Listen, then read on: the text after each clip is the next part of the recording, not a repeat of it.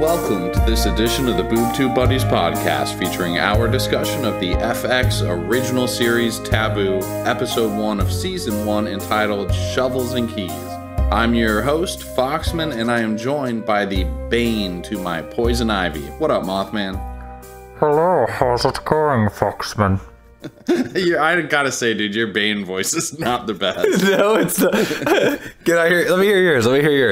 Oh, I can't. I tried doing it in my car the other... I'll do it. Fuck it. Oh, Mothman, you piece of shit. Oh, man. I was pretty sold at first that you were just doing it like a door opening. Okay, so anyway. For those of you joining us for the first time, let's set that aside. That doesn't normally happen. You can follow us on Facebook, Twitter, YouTube, Instagram, Reddit, all that, or just our website at www.boobtubebuddies.com. I've already reached out to people from Reddit. I mean, we've taken in some questions. We have an interview later with somebody from the TabooFX subreddit. Yep. We love fan interaction. Right, Mothman? I feel like every time you go to cut in, I'm still talking. No, we do absolutely love fan interaction. It's kind of our favorite part of doing the show. And we've gotten to know a lot of different like podcasters and artists and things. And this subreddit, not this one, but like subreddits in general for all of the shows we cover. Oh, man, I'm to a good start. I was fighting back a burp with everything I had. As your voice is like swelling and dropping, and lots of peaks and valleys in there. Anyway, yeah, we love fans. Okay, cool. All right, so real quick, we have this segment that we like to do at the beginning of all of our episodes. It's called Summon It Up in a Tweet, and basically what it is in 144 characters or less, we just kind of sum up the show just nice and neat. So without further ado, here is Summon It Up in a Tweet. Oh yeah, we're summing it up, so summon it up. Summon it up, oh yeah, we're summing it up. Oh yeah, we're summing it up, so summon it up. Summon it up and up. Tweet. All right, little Mothy boy, you want to start this one off? Oh shit, yeah. So this one I think is pretty good. I'm gonna try to almost rap it, if that's okay. That sounds awful. Let's hear it. The dead man walking tinged with signs of voodoo. Suspicious aristocrats try to strong arm the ghoul. Also, hashtag incest. Oh my god. All right, that was pretty silly. That's what you would also refer to as a crambo.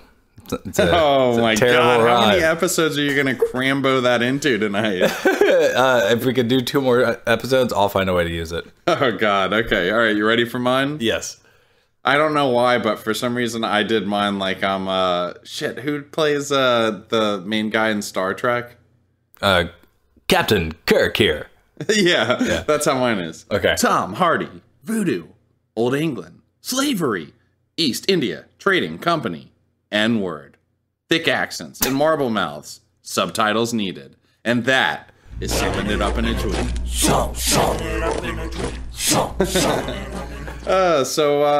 Real quick before we start talking about like the episode into specifics, I haven't asked you your opinion at all. I'm curious to know what you think about it. Absolutely. First, though, you didn't actually tweet that tweet, right? With N-word in it? Yeah. Yeah, no, I actually spelled it out, though. I hashtagged it. Okay, perfect. I'm sure that'll be trending tomorrow. Anyway, my thoughts of the show is a slow burn, but like love the acting, kind of love where things are going, love the atmosphere. The sets are great. Sets are great, but it took a while to kind of get where it needs to be, but really excited about episode 2. I am too. The show, it's funny, after watching the trailers, I was so jazzed about it. I thought everything looked really cool. Tom Hardy looked good. A lot of weird lines in it, which he delivers quite well. And but you didn't really know what it was about. And after the first episode, I mean, it detailed a lot, but I still kind of feel that way. Like I don't, until I watched the trailer for the whole upcoming season, I didn't really know much about the direction that it was going to take necessarily. Yeah, but it looks like the East India trading guys, trading co guys, are going to basically be trying to do everything that they can to fuck him out of this land. Yeah, I mean, it's really not until the last, I don't know, probably 15 minutes of this episode to where you kind of really, like, things are revealed, such as his father being poisoned, and then the fact that they're not going to be able to bribe him for the land. Like, it's only at the end that that stuff really happens. So much of it prior is like, why is he coming back to town? Why did everyone think he was dead? A lot of mystery, and it kind of starts to, get itself on solid ground by the end. But I outside of watching this, I only learned about it in December, and then all I had seen was the trailer that was equally mysterious. So I kind of enjoy that, though, not knowing where it's going to take us, Yeah, and I will say so many things you watch feel predictable and retreaded. This feels wholly unique, don't you think? Very much so. Yeah, no, I mean, as I watch it, it's not, it's definitely not a predictable show by any means. I probably should have just looked into this ahead of time instead of asking you on air and putting you on the spot. But does this, is there source material for this? Like a book, a movie, anything like that? From everything I saw, it was just an original series created by like 3 people. I guess Tom Hardy and his brother, and then this writer named Stephen Knight. Okay. So it looks like it's completely original, and I'm actually pulling it up now because I can't remember. Oh, Peaky Blinders. Have you ever seen that? No, I haven't. That's with Cillian Murphy. Yeah, that the guy that created this with Tom Hardy also created that show. He also, oddly enough, wrote the screenplay for like that movie Burnt with what's his name, Bradley Cooper. Yeah, the cooking movie. I didn't actually end up seeing that. I know Bethany watched it. Yeah, it's weird if you look at this guy's track record because he just has written a lot of screenplays, but he's also written Eastern Promises and Dirty Pretty Things, which are both... I love Eastern Promises. Eastern Promises is amazing. Dirty Pretty Things... That's with Viggo Mortensen? Mm-hmm. And then Dirty Pretty Things is like a foreign film with the girl from Amelie, and then the guy from 12 Years a Slave, whose last What's name her name? Audrey Tautou? Tautou or something like that. Yeah. Tautou, okay. yeah. And then the guy, Cheadle, or I don't know how to say his last name. Don Cheadle? No, not Don Cheadle. The guy from 12 Years a Slave. Oh, yeah, I don't know. That's like say his name. I know, Chidoe right? Anuaku or something? Yeah, or? But he's a great actor. That's not how you say it. Dirty Pretty Things is one of his like earlier films. So okay. I didn't know that until prepping for the show, so I'm even more excited about the direction just because, the dude obviously has a lot of range and has written a lot of great stuff. So, and I've heard a lot of good things about Peaky Blinders, and it's obviously not getting canceled. So, the one thing I will say that I've heard about Peaky Blinders, the only criticism I've heard from people is that, and this is probably just a stupid American thing, but that it's a little hard to understand their accent because it's so cockneyed. And I absolutely suffered from that same thing in this. Part of the issue with me is that when I watch television, I have kids. They've gone to bed, and there's only a certain volume that I can get up to, which is relatively loud, but not quite loud enough to be able to understand every bit of dialogue in the show, at least not to the level where I could sit down and have a conversation about it afterwards and feel relatively informed. So I had to throw on, let's see, where did I write it down in the notes? At this point, I had to put the closed captioning on because what the fuck are they saying? That's the notes that I put in. Yeah, what's funny is when we get to the interview with Jacob, same thing. But he's like me. He's like an always subtitler. I always have subtitles on just because I hate having to turn them on when I need it. And even with shows where there's not accents, occasionally I miss something anyway. But like the last show we've watched where I really felt it was needed up until this was definitely Preacher, just for Cassidy's voice. That's, yes, a great point. And honestly, it's just anytime there's anybody that has a really thick accent. But anyway, it's not even a knock on the show at all. It just, that was necessary to. So, and another thing, if you're tuning in for the first time here, I feel like we should say this on the first episode of every show we do. Yeah. We are going to spoil the shit out of this episode. So if you're wanting to watch this fresh, just go ahead and hit pause, come back and join us after you've watched it. That's if you're not already pissed about me saying he finds out his father's poison, and then they're gonna like use nefarious means to get him earlier. And then me talking about like what the series preview looked like with the East India. So anyway, yeah, sorry, fuck you, casual fan. Yeah, all right, let's do this. Absolutely. You said all the social media stuff at some point. It's been a yes, while. Okay, I did. The only thing that we didn't mention is what we have coming up and what we've done recently. Do you want to like breeze through that just real quick before we dive in? So recently we have done a best of 16 where we talk about like our favorite media from that year. We also did TV, movies, video games, and everybody from Boob Tube Buddies. All the people contributed. Yeah, I think the only person not on that one was Michael, and then... Which is my fault, because I didn't ask him, and then I felt so bad, because I texted him how great the episode is, and he's like, fuck you. But you know what? No, what's great is Michael and Fox did La La Land, and then we did a year in preview, where we talk about 2017 and all the stuff all of us are excited about one, and that one does have all of us on it. Upcoming stuff is really just Taboo, and then the only other thing is, like... that's definitely on the docket is we're in the middle of the hiatus of Walking Dead. So we're currently in the middle of that season technically, whereas everything else we've kind of put a bow on. What are the gals doing next? Is it Big Little Lies? Well, first off, we are currently right now running Black Mirror, and we're about to wrap up season 2. So the next episode that we'll play will be White Christmas. Bethany and I are covering that, and we've had people interviewing on every episode. Out of the 14 episodes, I think 10 of them, we had people from the Black Mirror subreddit. The rest were populated by, well, you, for one. We actually just recorded it before coming on air for this one. And somehow I still forgot to mention it. Of all the shows. Exactly. I remembered Cranbo, though. Yeah, you remembered Cranbo. Good for you. But, okay, yeah, and then the girls, the Boob Tube Buddies, they're going to be doing Big Little Lies coming up. So anyway, I don't want to get too bogged down in that. Let's jump into some Tom Hardy action. Yes, so Tom Hardy has arrived back from Africa to London. He's kind of a dead man walking character where everyone thought he was dead. He is in this morgue, and this guy has the coins on his eyes that he takes away. Those coins signify... what is it? It's like meant to be the payment to cross the river Styx or something. I think that's exactly what it's supposed to be. But anyway, you realize pretty quickly that this is his father, and that's kind of the reason that he has come back to London. It's because of his passing. Yes. And the next thing that we get is a woman riding through town on a horse with a funeral procession around her. And... that's actually going to lead us into our first little segment of the night, or I guess second one if you count summing it up in a tweet. Bethany actually, as we're watching this, recognized this actress, and I'm gonna let I'm gonna let her tell you about it. Oh my God, you know who that is, right? Oh shit.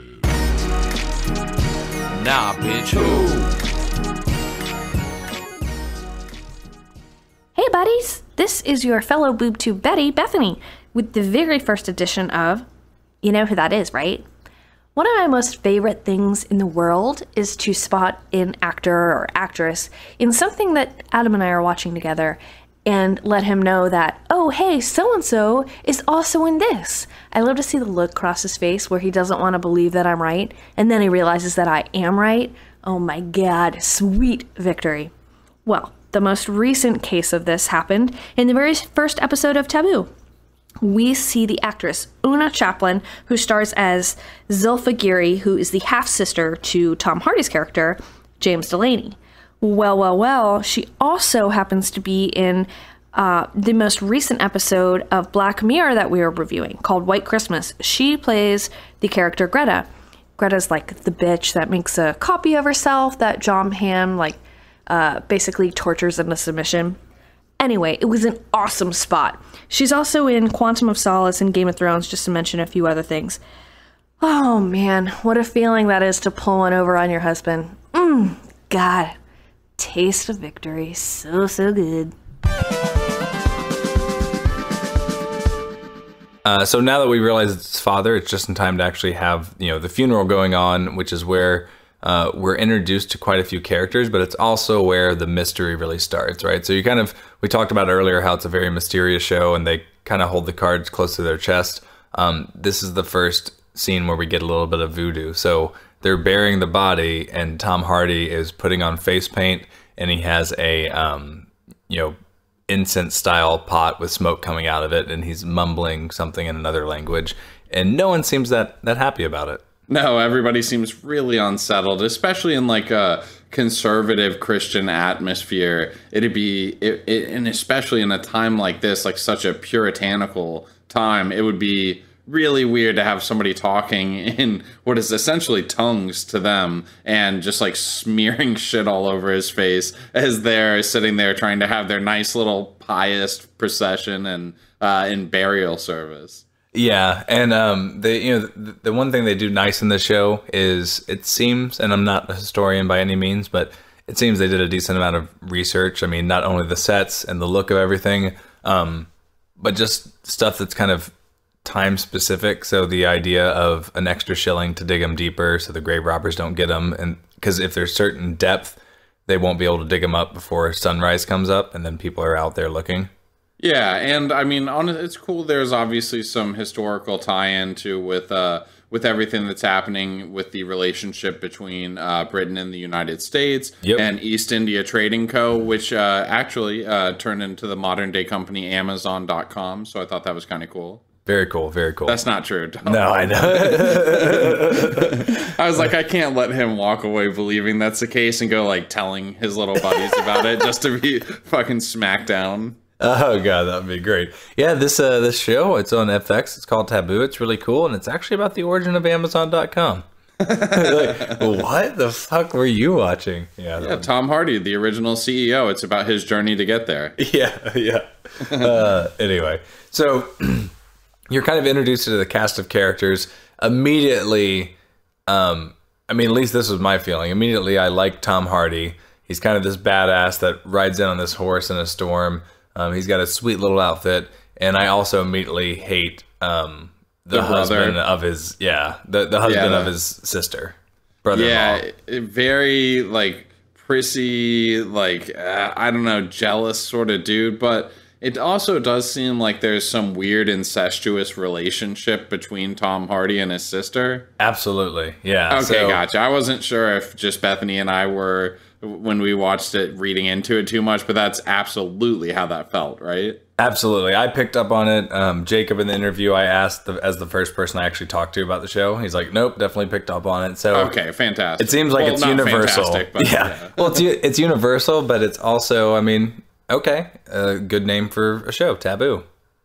That's what Bethany said. Yeah, good point. Right? It's meant to be like, uncouth topics. So one thing I like out of the gate about that, I mean, I don't enjoy that it's happening, but it immediately makes him a complex character. I mean, you don't know a whole lot about him even by the end of this episode, and you're slowly starting to get his motivations. But as someone that ultimately, out of all the characters you're kind of rooting for and kind of feels like a, badass and a, fun character to enjoy, you immediately are off put by that and just kind of have to deal with it. Yeah, it's a little Lannister-y. But one thing with Tom Hardy that you notice in everything that he's in, he has a very distinct walk, and I think a big part of it is because he's so muscular and his lats maybe are so big that it makes his arms kind of like puff out a little bit. So the way that he walks always is like this hulking sort of motion. It reminds me a lot of how you used to walk when you got the nickname Mothman for the first time, when you were doing shows and you kind of adopted this persona with the eyeliner and the no shirt and the tight leather pants and just kind of like puffing out your chest, like blow on your finger to make your chest pop out right before you go on stage sort of thing. Are you confessing to like pining over my lats back then? I mean, I'm not confessing to it. I thought that was already common knowledge. You thought it was just canon, yeah. Canon. I feel like, since we're in the part of the show where we're trying to like make it more produced and have little segments and do this, that, and the other, we got to have a segment that's just you talking about the male form. Because it happens every show. I feel like I'm the body doctor. For whatever reason, you think it's too taboo to talk about the male form, and Tom Hardy has a distinct body that actually really because of the way that he's built, it actually changes his range of motion. So he walks a certain way. Like when he's swinging his body, his arms can't hang down low. I think to no, it's now fact. He does walk this way because of his lats. Yeah, it's definitely what's like happening. Through the discussion, you've made a decision. No, I don't think it's taboo to talk about the male form at all. I just think it's weird that it's the only form you talk about. And I get it when it's like Bernard from Westworld just being completely naked and getting off a table, but you're looking at a guy was like surprising how muscular he was, right? I will agree, but now I mean this is a dude like fully clothed in a trench coat in winter, and you're still talking about his lats. I'm talking range of motion, dog. Range of motion. Hashtag. Anyway, so and that's it. Okay, so thank you guys for. Yeah. How do you top that at that point? There's nowhere else to go, right? I don't. Hopefully, we can top that because I would have considered that to be a low light personally. So.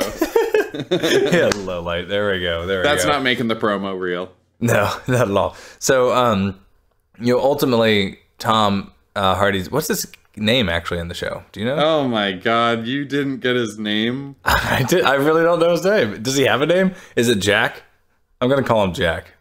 I just wrote Tom Hardy the entire. Well, you're looking at my notes, so you know that I just wrote Tom Hardy the whole time. James Delaney. I knew. All right, he's a Delaney, but James Delaney is his name. So at this point, he starts to meet other people in the town, right? So he's not only getting his bearings, he's been to the funeral. Yeah, he meets Craggy, dude. Yeah, he gives his sister shit about not burying the father deep enough. And he meets, when you say Craggy dude, is that the, servant at the house, or is that the guy that's doing the test on his father? Good point. They could both be considered Craggy dude, but no, Smallpox guy is who I call Craggy dude.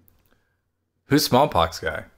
The guy who he ends up having the conversation with in the outdoor butcher shop sort of thing, and the guy even tells him something about how he got that shit on his face from smallpox. I mean, that's not how he says it, but that's the story he tells. Yeah, I think they just got an ugly actor and then wrote in the disease. I'm pretty sure that's not the case, but that's super rude. No, I don't think his face is like prosthetics. See, I appreciate the male form. You're just sitting here slandering it, man. You're the body shamer, and I'm the body pumper-upper. There we go. Anyway, I do like when he goes out back, like how this gets orchestrated. But, you just see the, it's kind of like an old-style market. They're butchering things. They have this giant pot. But I just like how he notices small details. He's basically Ace Ventura. Like he notices that the sound of leather, or his piss isn't hitting the leather. He says something like that. Yeah. I didn't hear the sound of piss on leather. Anyway. How gross, by the way, is whatever that gigantic vat of meat and sauce? Know what it looked like to me? It looked like Vienna sausages and gravy, but just like a giant pot of them. And magnified. That sounds disgusting. That doesn't sound appetizing to you? No, not even a little bit. Yeah. But yeah, don't you remember in Ace Ventura when he would point out all the small details, like the small urine stain on that guy's pants in Ace Ventura 2? Yeah, no, I know. And I'm also watching Sherlock right now. I just started it. By the way, first really enjoying it, actually. Yeah. I just finished the first one. And that's sort of the same kind of thing, obviously. Sure. So he's starting to get information. He understands that he basically is inheriting the fortune, which in this guy's humble opinion is basically worthless. He's really downplaying the whole thing, but he's saying this land is all that he was left. There's not any actual money to speak of. Yes, but Tom Hardy, as we kind of find out through the episode, understands the value of the land. Like, this land was made for you and me, from the New York Islands to California, from the Redwood Forest to the Country Waters. I don't know the Country words of the song thee. well enough. Yeah, I don't know either. But it's Vancouver, basically, is what we find out that this land entails, is that even though it's one small strip of it, because of the way the negotiations with the United States are working out, this is basically going to be the entire island of Vancouver that he will end up inheriting, or that he has inherited. So why because I did kind of miss this. Why was it so important at this time? Like, what we know what it becomes, like, but they don't know the future at this point. So why is it such an important piece of land to them? Like, what does the India Trading Company want? Just because there's bodies of water through there they can use for ports of trade? Yes, because I guess to them there's no like locks and systems to get through Costa Rica or whatever at this point. So the only way to get to India is either to sail around the Horn of Africa or to go down below South America, or I guess there are routes to go through. Like if you pass through this set of islands, or maybe going across Canada to there, because I guess they couldn't go through the United States, especially during like the war and everything. Yeah, so it's an important way for them to traverse the world. It's a good trading route.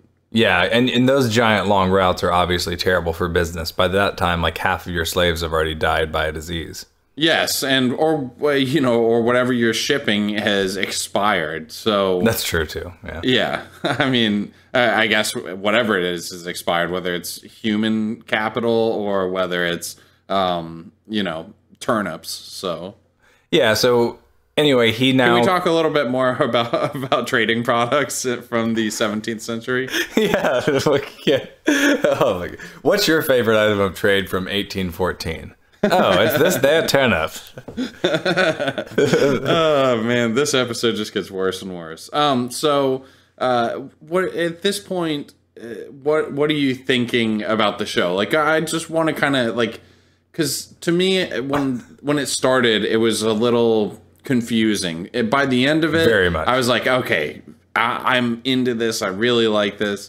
But 15-20 minutes in, I was just still a little confused. Everything was pumping along at a pace like as if I should kind of already understand this world and everything that's happening around it. Mm-hmm. Like they're building the world at the same time that they're building the characters, so there's just so much to take in. Yeah, no, I would agree. I was a little confused early on, with the only real thing being that he came back. People assumed he was dead. He talked with his father.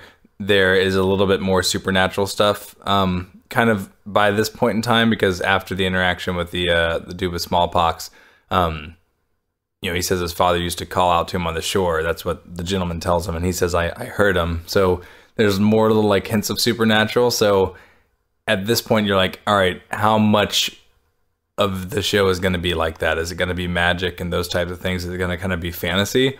Or is That's it how I wondered about Game of Thrones in the beginning too, because it starts off with like a White Walker type scene, which makes you think it's going to be really magical. But I mean, probably 90% of the show is not that at all. So at this point, I mean, everything you see throughout the show is very much, grounded in that reality and seems gritty. So I don't know how much of that type of spectacle we're going to get, but it, like I was saying at the beginning, it wasn't until almost the last half an hour when really like the plot and the, direction the whole show is going to go on seems to actually emerge.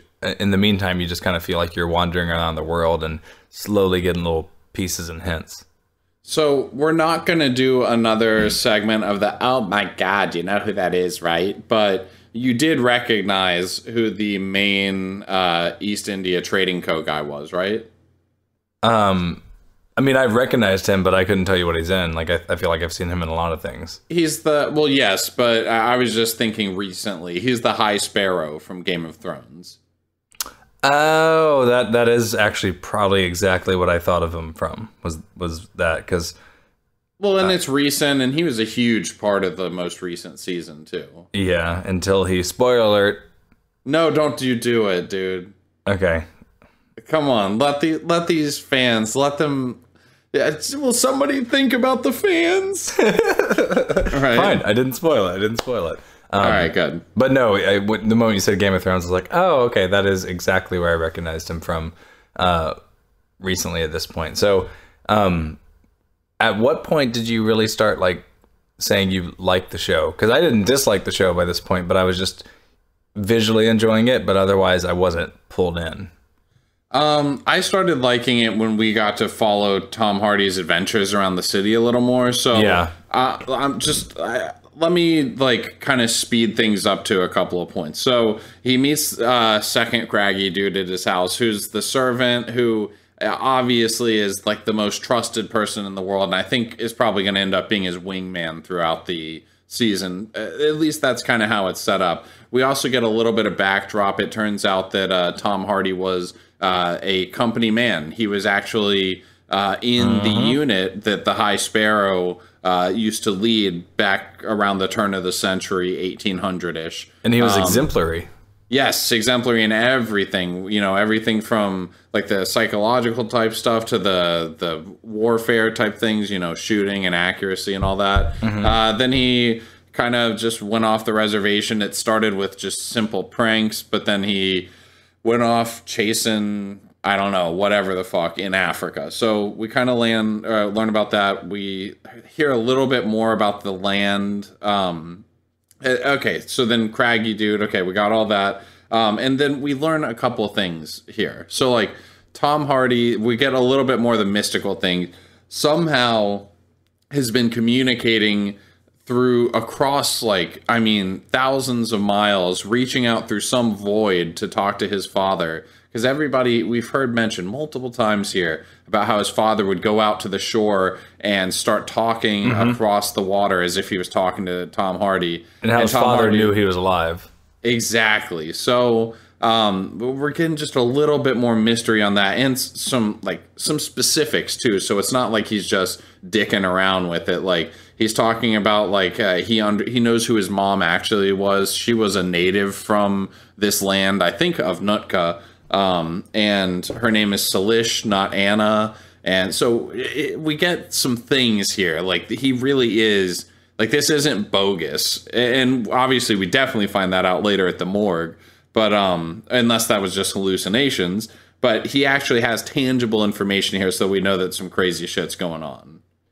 Yes, absolutely. So I'm sorry, to answer your original question though, specifically, I really started to like it when he went to the makeshift whorehouse that was happening in his parents' old building. So I meant to get specific with that. Sorry for rambling. No, it's okay. Well, speaking of, you know, when he goes to the whorehouse, which had just, I mean, it was basically his father's property and just got overrun because he hadn't been up there in ages. So, you know, they just turned it into free rent basically. But I was kind of curious, like where it was going to go from here and what was this turning into, but he obviously immediately has plans. Like he wants his father's offices back.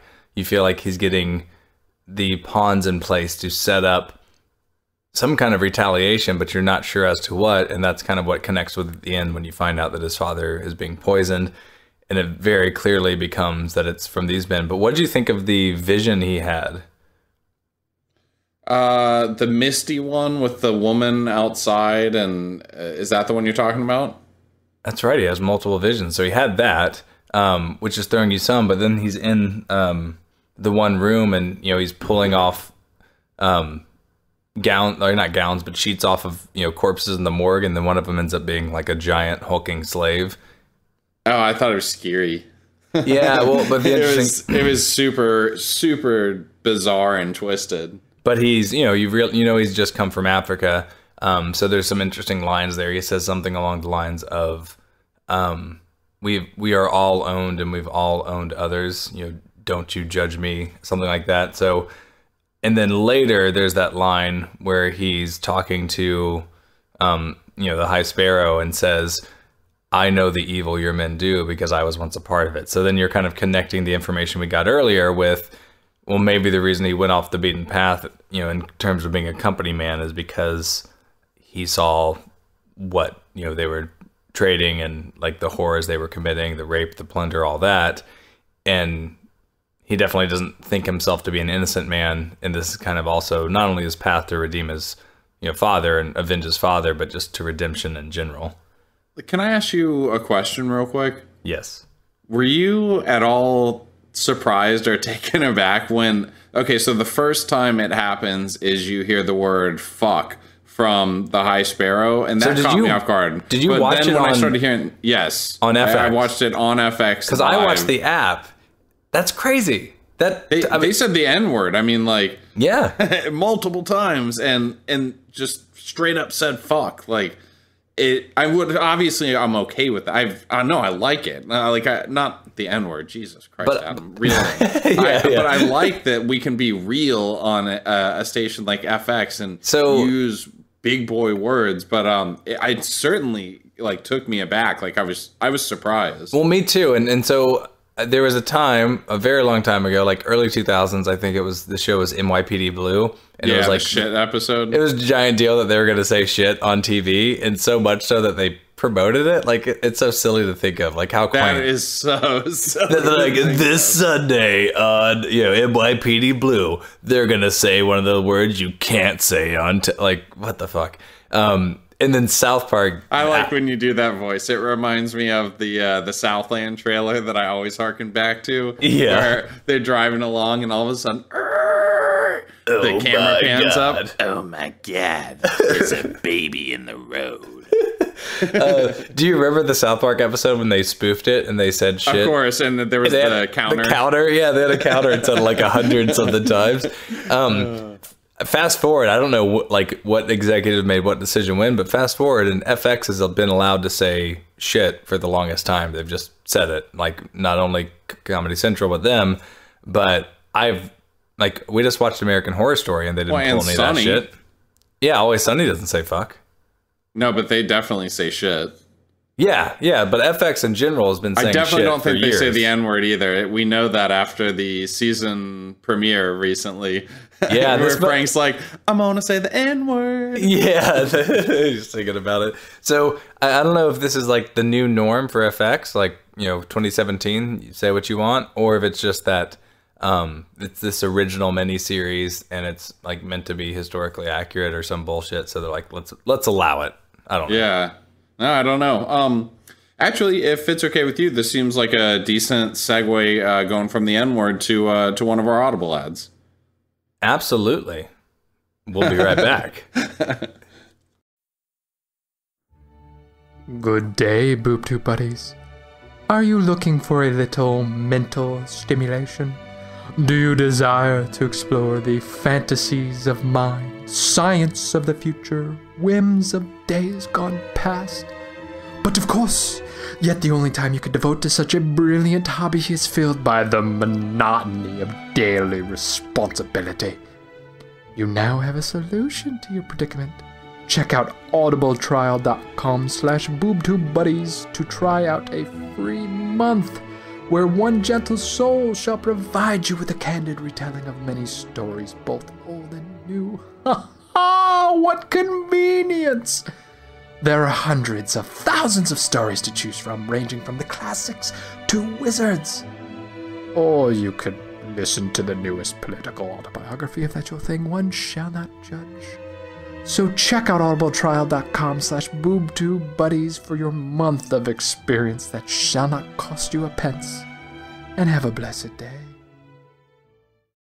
The Boob Tube Buddies are a group of men and women dedicated to bringing class to post-episode discussions of your favorite shows. Whips, chains, he was up for anything. So he put on his patent black leather gloves and went to the party. Little did he know, there was no party. It was an elementary school and it was 11 a.m. Thoroughly examining all the angles. Man, Jurassic Park 3 was a real piece of shit. But it had Philliam H. Muffman in it. Who's Philliam H. Muffman? Did you just have a stroke when you said that name? Sophistication and congeniality above all else. That's how I feel every time I'm here, because she literally podcasts with her naked butt in my face the entire time. And I just really fell for Audrey at that moment. I don't, but it wouldn't be surprising if I did, as I love to shock people with my nude body. Don't be caught with your trousers down at the tea caddy the next morning. Jerking uncontrollably, and Claire pulls him out. That's what Mothman does after he gets off the podcast. Just jerk uncontrollably. to the sound of our own voices. Oh god. Oh man. I fucking love post-editing. The Boob Tube Buddies are currently covering Westworld, The Walking Dead, Luke Cage, Ash vs. Evil Dead, and The Gilmore Girls. You can find them on any major podcasting app as well as boobtubebuddies.com or at Boob Tube Buddies on all social media platforms. Stay classy, little buddies. Okay, and we are back. And just to quickly wrap up the whorehouse scene, she tries to strike a bargain and say, "Look, we make £10 a day. I'll give you 5." But it becomes very clear that he is not interested in that. Like, he wants these offices for something, what we obviously don't know, and it doesn't matter how many men she sends at him. And I just love that she tries to get threatening, and he's like, "Send me 12 men, and I'll send you 12 testicles. Watch you eat them, and then cut off your trotters." What the fuck is a goddamn trotter? And boil them. Yeah, I don't know either. I would assume it's her legs. Usually, like, when, and whether in my younger days or, when I like to get sexy, trotters is kind of like my dirty term of the day that I like to throw out. What? Like, can you use that in a sentence? Yeah. Pretend I'm in a spelling bee. Okay, like, turn around so I can see that trotter. It sounds like you're saying, it sounds like it's related to trout. Ooh, okay. All right. Okay, I got that out of my system. The other thing he says here, like, this is just a good scene for his line. He says those who know me for more than a few minutes understand that I don't have any sense. Why are you saying this like you're Robert Ford from Westworld? It's the only British accent I can do. It's so nice and breezy and subtle. Some fava beans and Chianti.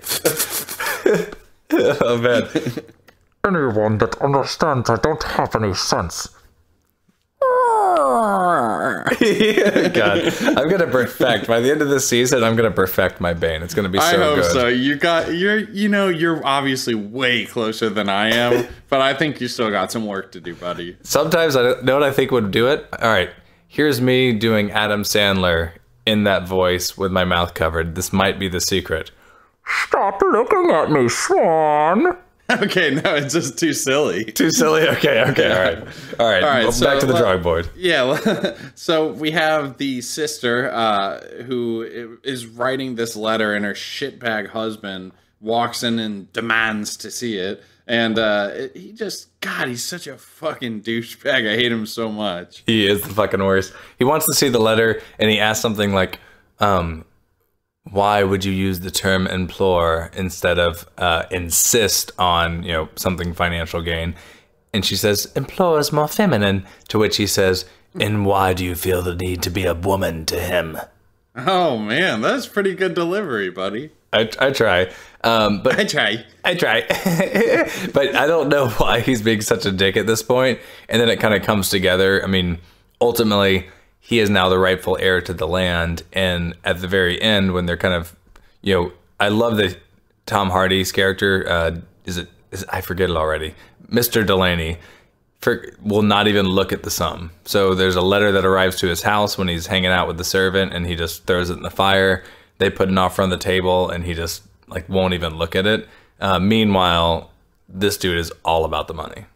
Yeah, and I get it. This guy doesn't seem like he is. I mean, it seems like he's all about the money, but it also doesn't seem like he has quite the level of, I don't know, maybe sophisticated understanding of it exactly what can be accomplished with this land. Because while Tom Hardy is told during that meeting later that, oh, your brother-in-law has struck a very rigorous deal with us, very tough negotiations, you get the sense that, for them, they're still going to be making money hand over fist through this thing. Yeah, and I don't know if Tom Hardy, I mean, maybe he's aware. I don't know that he's necessarily aware, and this is all about the land and him trying to make money.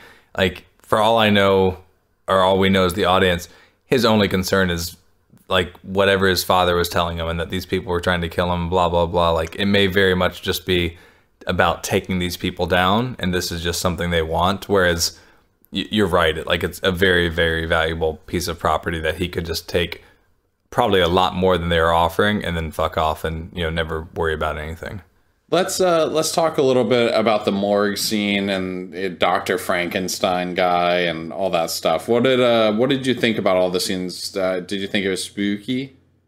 I mean, I guess it was a little spooky. I mean, I just love the atmosphere and the fact that he has like a Frankenstein type character that Did this part hired. not seem what's that show that we both kind of like, but it's Penny not Dreadful? that great? Yes, it kind of reminded me of Penny Dreadful. A little bit, yeah. I know. I mean, I love the just the aesthetic of the room and everything that's going on. I love that he gives the guys a hard time, to which he's like, try finding someone else that'll do this stuff, right? Yeah. Like, there's not very many people, but it's and pretty trust brutal. me, they're all way weirder than I am. I know, like, I'm the normal dude. He's slicing open this guy's stomach. But he did some... He's like, when you walked back in, I wasn't fucking your dad's dead corpse, so that should be a win for you. yeah, exactly. Pretty much. And I mean, that might be one for the promo reel, by the way, because out of context, that would be pretty good. That would be a great one for the promo reel. Oh, man, write that shit down. Yeah, seriously. So, anyway, he actually... Once he finds out, like, this whole contraption happens, he's basically getting gas from his father's stomach, then having a flame. He's like, if the surface becomes reflective... Can I just mention, poison? speaking of gas from the stomach, what you did to me right before we started recording? Yes, why not? So we're sitting there, we're having a deep, heartfelt conversation. I'm kind of bearing my soul to Mothman about some of the struggles I'm going through in my life, and you know, just some of like the dark things that I'm going through. And then all of a sudden, I hear a rustling, and the mic sounds like it's dropped out, and I'm like, you know, kind of fighting through tears a little bit. Mothman, are you still there, buddy? And then all of a sudden, I hear. And he just basically shit his pants straight into the microphone. Yeah, there is something so pure and childlike about farting in the mic and knowing it goes just directly to your ears. It just fills me with glee. I get borderline giddy. It did cheer me up. I guess it wasn't even so much the fart. It was the fact that it was about 20. We had to start recording like 25 minutes late because you couldn't compose yourself. Oh man, we definitely had we were having a laugh, eh? Anyway. You little fucker. Anyway, so I actually really like the scene, like when he starts talking to the dead. Do you think if somebody else was back there that they would have seen the same things that he was, or was he in kind of like a half state between reality and whatever the fuck that is? Yeah, I think he was, you know, on an astral plane somewhere with whatever voodoo magic he picked up in Africa. So if Mortician guy had come back there and seen this, he would have just been like, what? Yeah, well, I don't know what he would have seen, like, because, you know, he has that whole vision and then it cuts back and he's just standing there. So I don't know if it's like sleepwalking where he's actually acting it out and talking to this person out loud, or if it's just he's in a trance standing still. Either way, I imagine, given the guy's profession, the fact that he's like a, you know, off the books mortician, he's probably not going to ask any questions. Okay, we can gloss over this scene with, it turns out he has a younger brother who somebody's been taking care of for years. He pays them off. Do we really need to talk about that? Like, that has no bearing so far on anything important, right? I mean, I think we only pointed out simply so people know that that happened, but... That we were paying attention? Well, only because they might... Like, I was like, is that what happened? I rewound it just to make sure I was... Because it did have no bearing or relevance on this episode, but once again, this episode felt like it was mostly build-up. It was like, let's introduce all the different pieces, and we'll, you know, build upon them each subsequent episode. Okay, so then let's get to what is kind of like the crowning moment here, the peak of the episode towards the end, which is his meeting, his first sit down with the guys from the East India Trading Co. Yes, so he's sitting down, he's with the guys from the East India Trading Co. They are offering him brandy, you know, just being super nice. Was that active listening to show me that, yes, I am listening to you, or was it more of like a, oh shit, let me see where I'm at in my notes? I think it's a little active listening. I mean, sometimes I just say that to get my thoughts in order, and then I'll say something original within 30 seconds of that. Okay, I kind of get that. It's kind of like how when Fred Flintstone goes to run, you hear the bongos first as he's running in place, and then he gets going. Or the Roadrunner, Wile E. Coyote, they all do that too. That's sort of what you're doing there. Actually, I think it's a little bit more like a horse going by. Don't do it. Can I just say that was infinitely shittier than when you did it before we came on air? And when I was sitting here taking notes and you were like getting all fucking pissy for my attention, doing horse trotting noises to for be 10 fair, minutes in the between reason parts. the reason it was so rushed is that I figured you were going to start cursing at me. I thought I was going to be called a cunt any minute now, so I just started hurrying it up. I'm glad that you know me so well. I was like 1 second away from calling you a cunt or an N-word. Oh, God. Oh, God. Anyway, they offer him brandy. They go through the whole, bullshit. They're kind of buttering him up. And then they tell him, like, yeah, what you were saying earlier, your, brother-in-law is a hard negotiator. He got us up quite high. We think you'll be pleased. And he's like, it's not for fucking sale. Get the wax out of your ears. He borderline told him, like, I got your last one and I threw it in the fire. Like, fuck off. And I just like the way that he's like, this knows how to take piece of land that my father bought for beads and gunpowder. It's going to be very valuable to the crown and to East India, but also very valuable to the Americans. And then they're trying to like, oh, your loyalty to the crown. And yeah, this guy who has ran off to Africa for the last decade or two. Yeah, I'm sure he like really gives a shit about loyalty to the crown. Like, way to know your audience in a negotiation. Yeah, I don't think patriotism is really where it needed to be at, because he could give two shits less.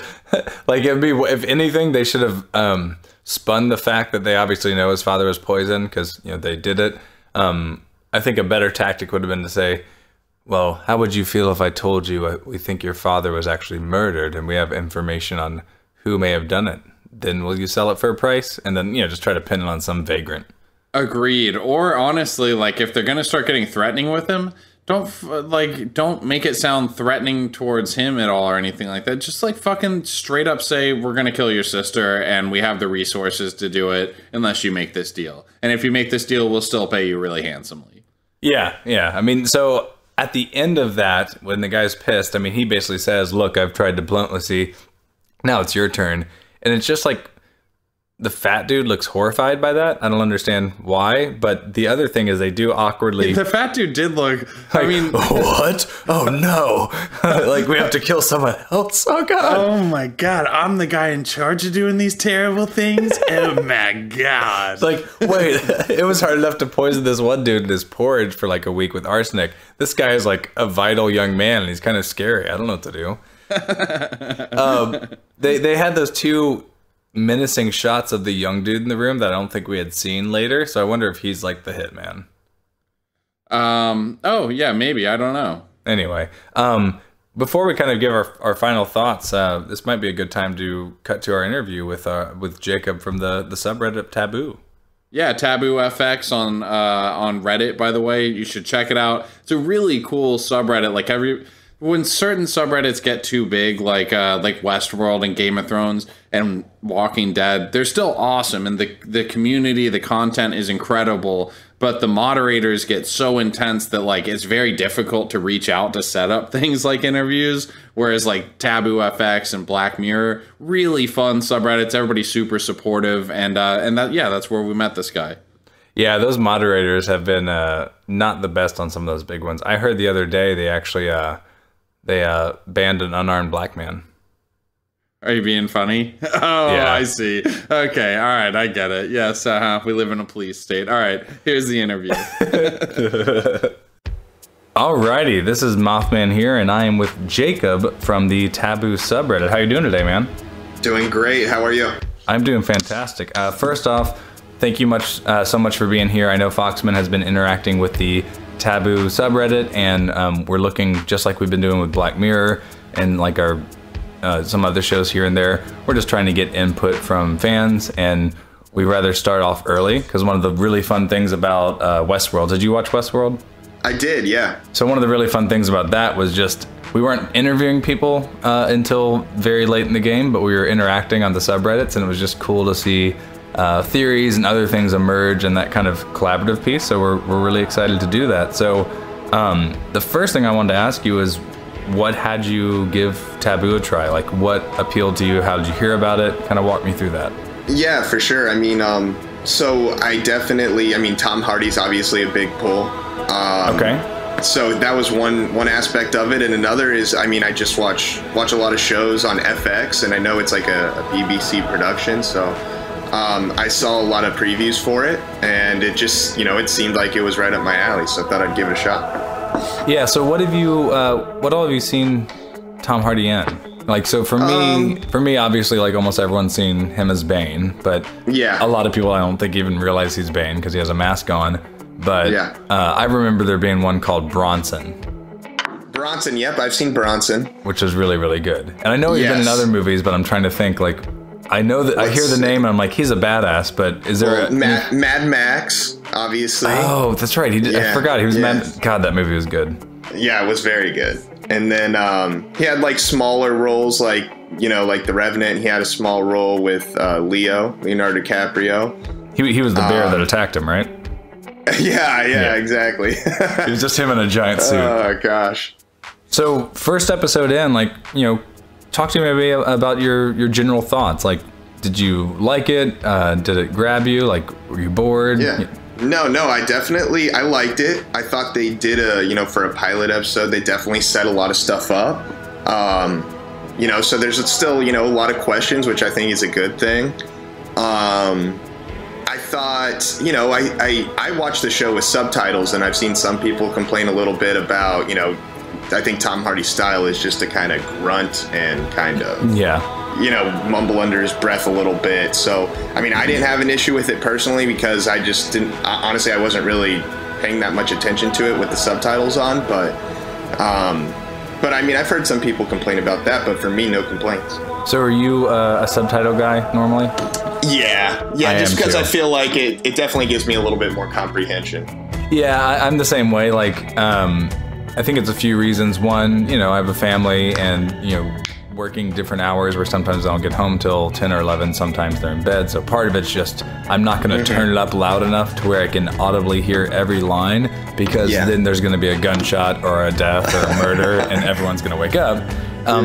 But it's also perfect for shows like this where everyone has a thick English accent, and then the one, you know, person that you kind of know and have seen in other movies has this weird, like, gruff grunting. So there's definitely lines that you just don't, I mean, I just don't have the ear for without it. So after watching the first episode, because it was interesting, but it was also kind of a slow burn with more of the kind of meat of the plot and stuff emerging in the tail end. But as far as you can tell at this point, what do you think it's really, like, about? Like, what themes do you think they're kind of trying to tackle? Well, I thought, like you said, you know, there wasn't, obviously, I think a lot of the pull was like, hey, Tom Hardy's in it, he's kind of a badass, he is gonna be, you know, taking names, kicking ass, taking names kind of deal. But like you said, there wasn't really much of that, a couple of threats, but it was setting up the plot. I would say, they definitely touch on, I imagine there's still going to be a lot of, I'd be disappointed if there wasn't like some flashbacks to Africa. You know, they definitely set up the relationship with his sister, his half-sister. Zilpha, I believe her name is. They set that up with her, so there's definitely, and obviously his child, that he has that guy taken care of. Yeah, I'm wondering, like, with the sister, like, maybe I was reading the signals wrong, but it was called, you know, it's a show called Taboo, and I kind of feel like there's an incest thing going on there. Yeah, for sure. I think they definitely heavily implied that that little kid was theirs. Yeah, so, I mean, that's one thing that I like right off, I mean, I don't like, but, like, I like right off the bat. You know, we were talking before we got on air, and a show you absolutely love is Breaking Bad, and I just think there's such a large appeal to characters that are flawed, because I think it's kind of hard to relate to the superhero type sometimes that just don't have anything wrong with them. They're picture perfect, and you're seeing, I think, media get away from that. But for me, it's a character that otherwise you feel like has noble intentions. Like, he seems disillusioned with slavery and, like, what was going on in Africa, he's coming back to claim his father's body, but he's also like trying at the bottom of a murder mystery. So you kind of want to root for him, but then they're immediately throwing really hard to digest. I mean, it's kind of like if they made Jaime Lannister, if they tried to make him likable from the first season. Yeah, that's true. Yeah, for sure. I mean, right now, I mean, you like Tom Hardy just because it's Tom Hardy, exactly. But there isn't really much of a reason to like him outside of that yet. So, and you know, this doesn't have to be about religion or anything like that, but are you like superstitious or supernaturally inclined? Do you believe in an afterlife? Really, no. Really, I'm not that superstitious, but I am definitely interested to see where the show goes with it, because they're definitely, him speaking to his father on the beach, and he's obviously having those flashbacks. I'm definitely interested to see where they go with it. Yeah, I mean, I feel like there might be some, like, voodoo kind of witch doctor magic type stuff that he learned when he was in Africa. He's doing that ceremony at the funeral, and he's putting on the face paint, but at the same time he still has some very like nihilistic atheist remarks. I'm trying to remember what character he's talking to at some point, but he says what is it, there is no God or there is no afterlife. So it's kind of I like it. Once again, it's kind of this flawed character. Nothing's idealistic.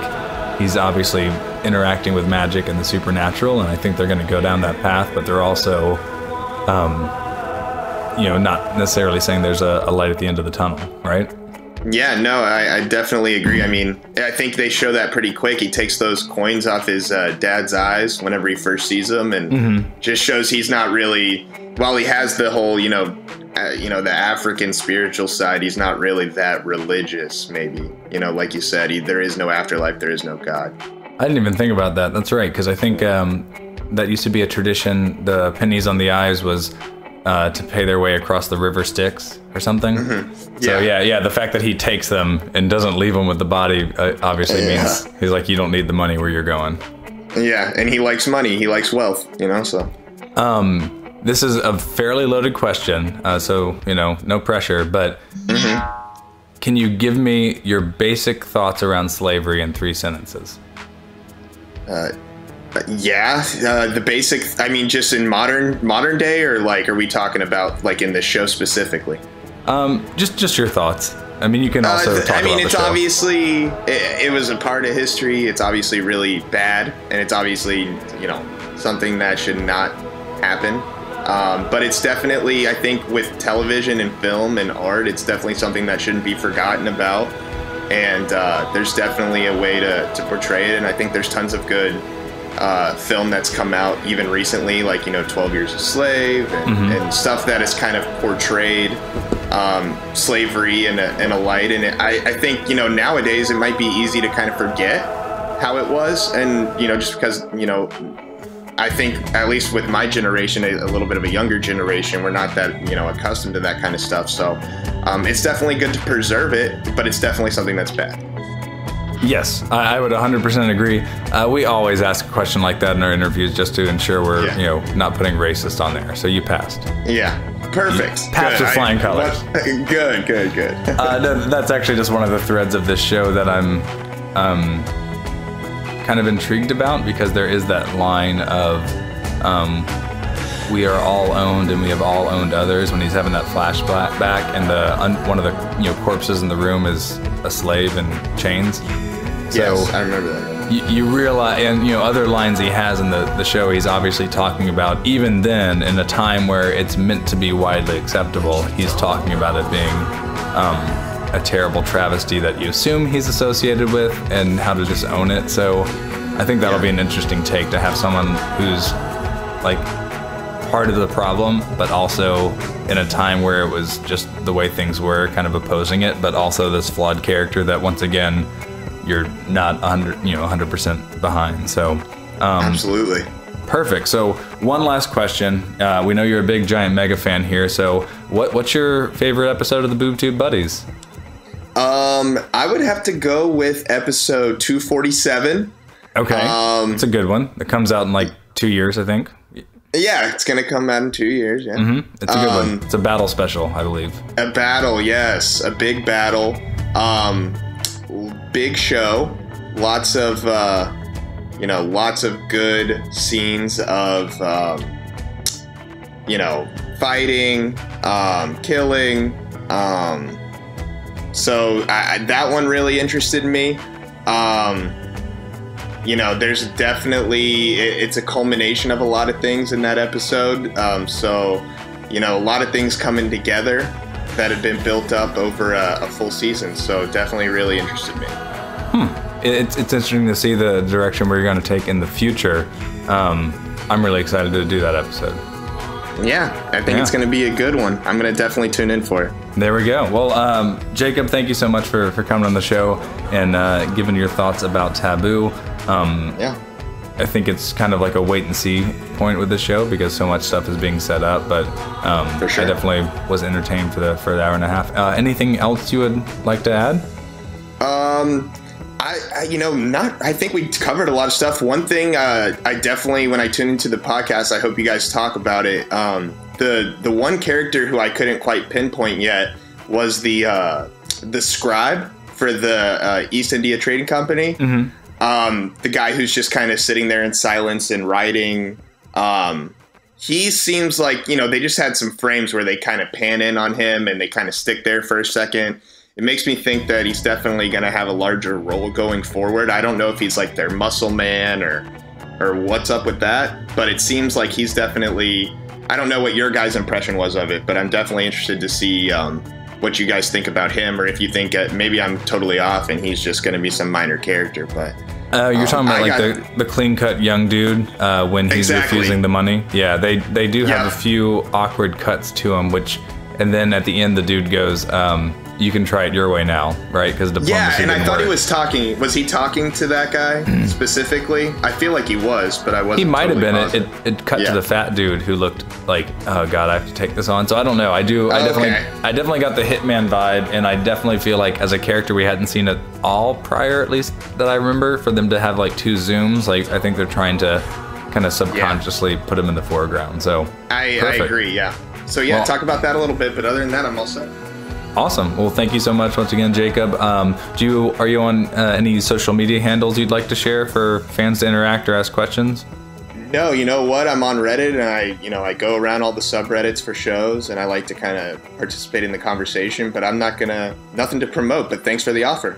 Hey, there we go. So hop on the subreddit for Taboo. Foxman's interacting there.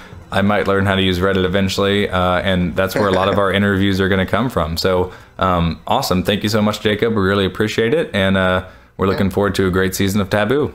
Absolutely. You guys have a good one. All right, take care. All right, and we're back. So off to a pretty good start with Taboo, don't you think? I mean, I think Tom Hardy did a good job. Again, we talked about like the set design looked great. The costumes are really cool. Very zippy dialogue. It definitely needs subtitles, I would say. I also think that the overall message and storytelling could use a little bit of tightening up, maybe make it a little bit clearer. But overall, I think it's a very intriguing show. Absolutely. I wish you didn't talk so much there because I was going to do a really great joke where I was practicing the act of listening and was going to repeat back what you said, but I couldn't remember what the beginning was and I kept getting lost. I hear you like slamming frantically on your keyboard to try to keep up with everything I'm saying. Like, oh god, how am I ever going to do it? I can't. No, but seriously, Taboo, what do you think so far? Great show. Tom Hardy's doing a great job. I think that's kind of it. Anyway, no, I have loved the show. Visually, it's great. I really enjoy the cast of characters. None of them are very likable, with Tom Hardy being the exception, but not necessarily for like. And even he is an anti-hero. Flat out. Yeah, that's exactly the term. He's an anti-hero. You're more interested in just pursuing like his mission because it'll be intriguing and whatnot, not because like you're necessarily rooting for him. Although I feel like you are definitely rooting for him over the company. I like what they're confronting, like, the horrors of war, the horrors of decisions past. I don't know whose decision this was, but the fact that they are just kind of being fully uncensored, I appreciate that as well, especially for the content and just the seriousness of the overall show.